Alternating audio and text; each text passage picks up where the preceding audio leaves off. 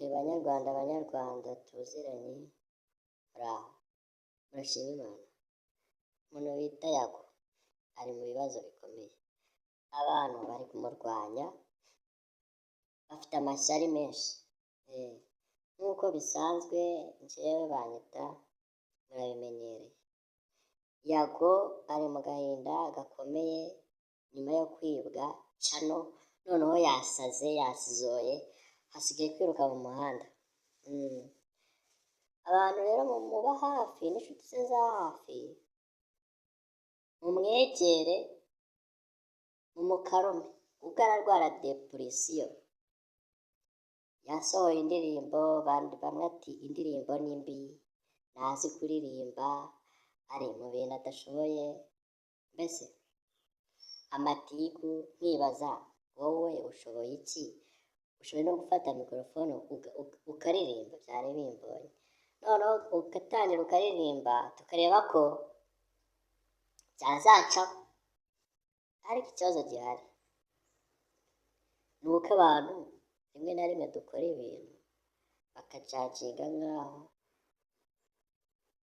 tubikora twabagishije inama.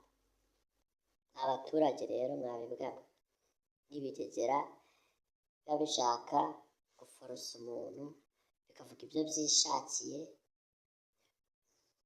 bigatikura. Amatiku si meza. Ikintu cyose umuntu akoze yumva agishaka, mujye mumureka mu iterambere rye, kandi umuntu ni mugari. Nawe ntiwamenya ibitekerezo ufite. Ejo bundi ushaka kuririmba tukakumwaza, ugaturarira ku mihanda ya Kigali.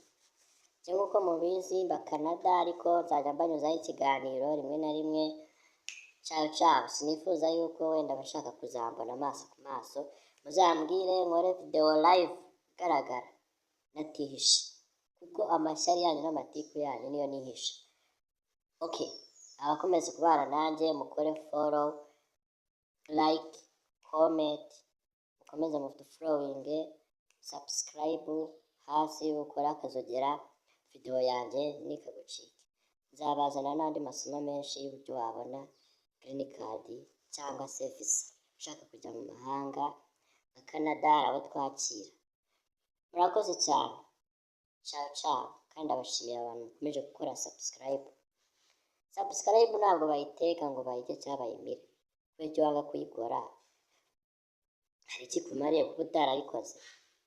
Byonyine kuba ureba ikiganiro cyanjye nabwo ndagushimiye kuba wagerageje.